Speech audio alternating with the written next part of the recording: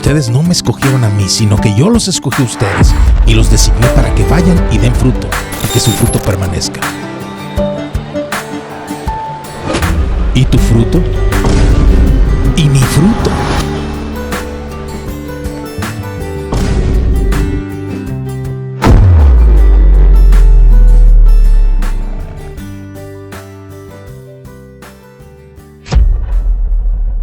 Vamos a hacerlo rápido, pero si leemos 1 Corintios 2:4, encontraremos a Pablo afirmando que ni su mensaje, su logos, su palabra, su hablar, su expresarse, ni su logos, ni su predicación, su kerigma, su proclamación, no fueron con palabras pituis, persuasivas. Parece decirnos que Pablo no veía con buenos ojos eso de persuadir gente y que en su lugar prefería que el Espíritu de Dios demostrara la veracidad de lo que Pablo dijo. Así han entendido ese pasaje muchas personas, pero hay un problema con esa interpretación, porque en la siguiente carta a los de Corinto, leemos que Pablo afirma haber persuadido a los hombres y haberlo hecho en el temor del Señor. Así se construyen problemas al interpretar pasajes sin ponerle atención a los detalles.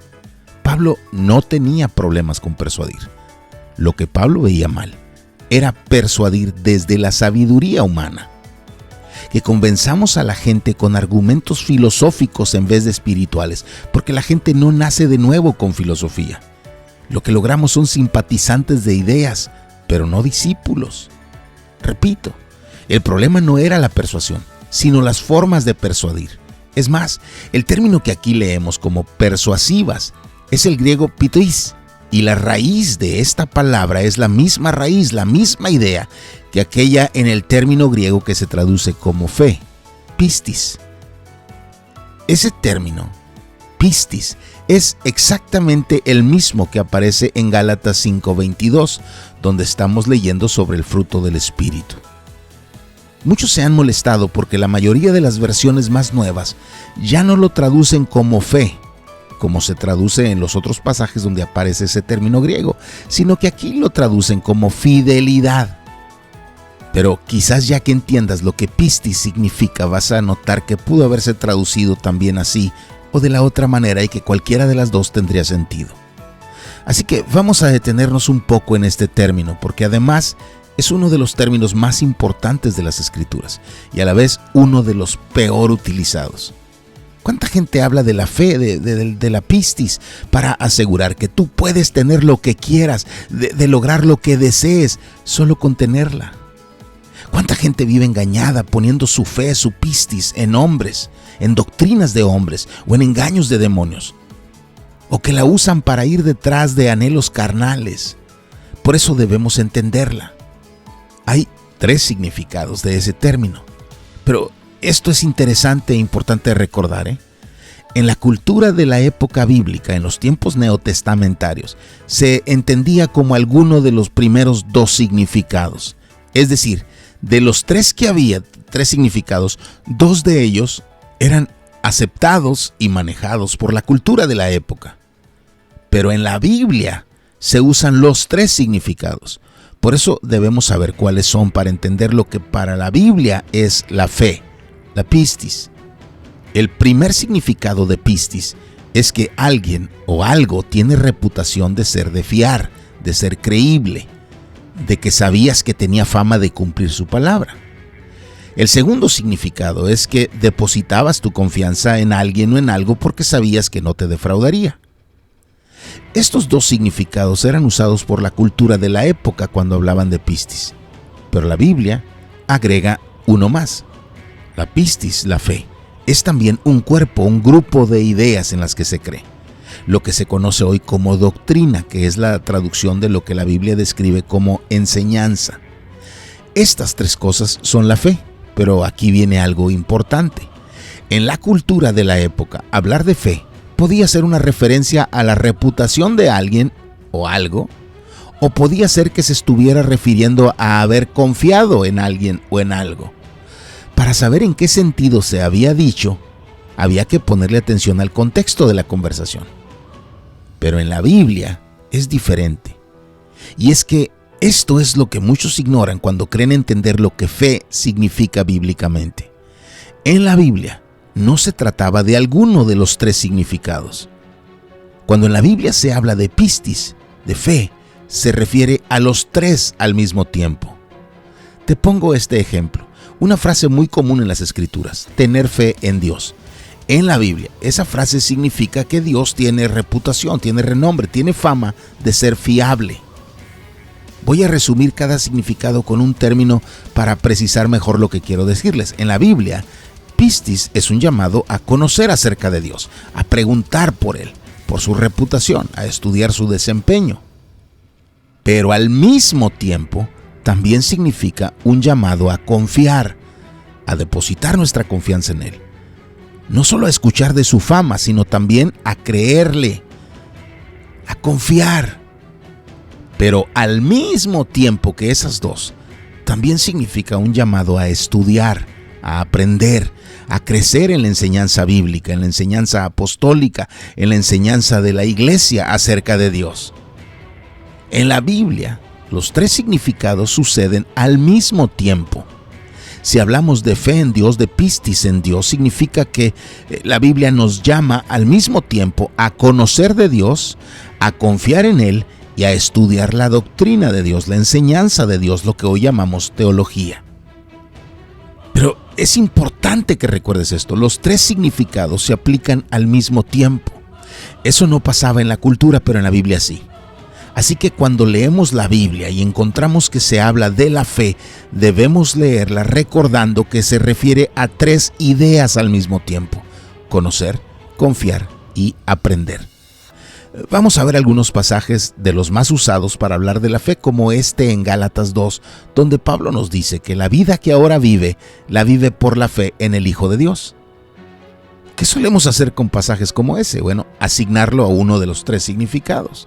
Pero insisto, debes aprender a leerlo sabiendo que son los tres significados los que debemos aplicar cada vez que estudiamos la palabra pistis, fe, si es que queremos entender bien el texto bíblico.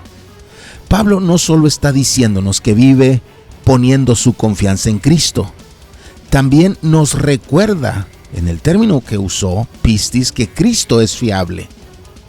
Pero también significa al mismo tiempo que Pablo nos dice que su vida ahora gira en torno a aprender acerca de Cristo.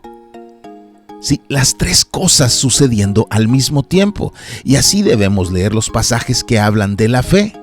Mira este de Romanos 5:1, dice que fuimos justificados por la fe. ¿Qué nos justifica? ¿El saber que Dios es de fiar? ¿El haber confiado en Él? ¿El crecer en el estudio de lo que la palabra enseña sobre Él? Las tres al mismo tiempo. Nuestra justificación es el resultado de que Dios es de fiar, de que nosotros depositamos en Él nuestra confianza y de que hemos seguido aprendiendo de su palabra. Hebreos 11 nos dice que sin fe es imposible agradar a Dios. ¿Sabes cómo lo agradas? Conociendo su historia, confiando en Él y estudiando lo que la palabra enseña sobre Él. En Romanos 1:17 leemos que en el Evangelio se revela la justicia de Dios por fe y para fe. ¿Cómo se revela la justicia de Dios? Se revela porque conocemos y para que conozcamos. Se revela porque confiamos y se revela para que confiemos. Se revela porque aprendimos y se revela para que aprendamos. Eso es por fe y para fe. Por eso dice que el justo por la fe vivirá. El justo conoce, el justo confía, el justo aprende. Ve hilvanando los pasajes y verás cómo terminan diciéndote lo que digo. En 1 de Juan 5 nos dice que el amor de Dios es, pon atención, que guardemos sus mandamientos y que sus mandamientos no son difíciles. Y luego nos asegura que todo lo que nace de Dios vence al mundo. Y luego remata la idea diciéndonos que la victoria que ha vencido al mundo es nuestra fe. Si fe es solo confiar, ¿por qué se habla de guardar mandamientos? ¿Por qué se habla de vencer al mundo? Pero cuando entiendes que la fe es más que solo confiar, que es además conocer acerca de Dios y dedicar tiempo a crecer en la palabra, entonces entiendes por qué la menciona guardar sus mandamientos y a vencer al mundo. En Efesios 2:8 nos dice que por gracia fuimos salvos, por medio de la fe. ¿Significa que solo porque depositamos la confianza en Dios fuimos salvos? ¿Y que si alguien depositó su confianza en un Dios árbol, en un Dios trueno, en un Dios sol, es salvo? Es decir, al final de cuentas está depositando su confianza en Dios, lo que para él sea eso. Pero no es eso lo que Efesios 2 quiere decir. Tenemos que indagar la historia para saber de qué estamos hablando del Dios verdadero.